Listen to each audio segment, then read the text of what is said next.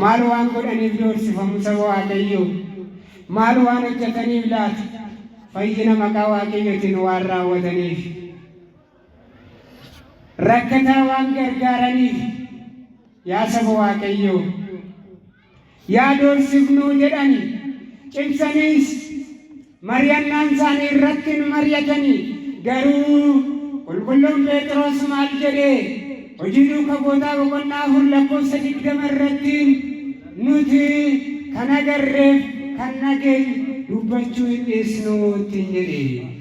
Yaa saba Waaqayyoo, dhugaaf dhugaa jirtu dubbachuuf, dhugaa jirtu himuudhaaf, dhugaa jirtu ragaa ba'uudhaaf hin callisnu har'allee saba Waaqayyoo. Waa'ee Waaqayyoo, dinqii Waaqayyoo, Waaqayyoo rakkina keessaa kan nu baase, Waaqayyoo rakkina keenyaaf furmaata kan nuuf ta'e, dhiphina keenyaaf gammachuu kan nuuf ta'e, waa'ee isaa dubbachuuf ragaa ba'uu hin callisnu. Phexros faas yeroo sanaa kan argineef kan dhageenye dubbachuu hin dhiisnu jedhan. Kan isaan argan, kan isaan dhagaan sagalee Waaqayyooti. Kan isaan argan dinqii Waaqayyoo raawwateedha. Kan isaan argan humni Waaqayyoo Hafuurri Qulqulluun waan hojjetudha.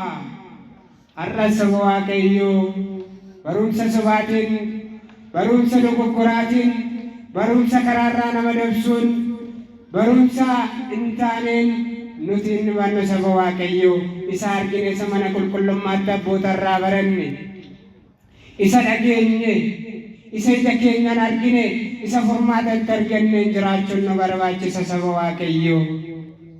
Yeroo sana dhagaa saba Waaqayyoo maanguddoonni sun yeroo walitti qabaman maal goonu jedhanii jara kanarratti kan mari'atan. Mata dureen barnoota keenyas maal yaa goonu kan jedhu. Har'a hoo saba Waaqayyoo waa'ee jireenya keenyaaf maal yaa goonu laata? Maal yaa goonu jennee jireenya keenya keessatti gaafachuun nu barbaachisa. Eenyuun gaafanna laata?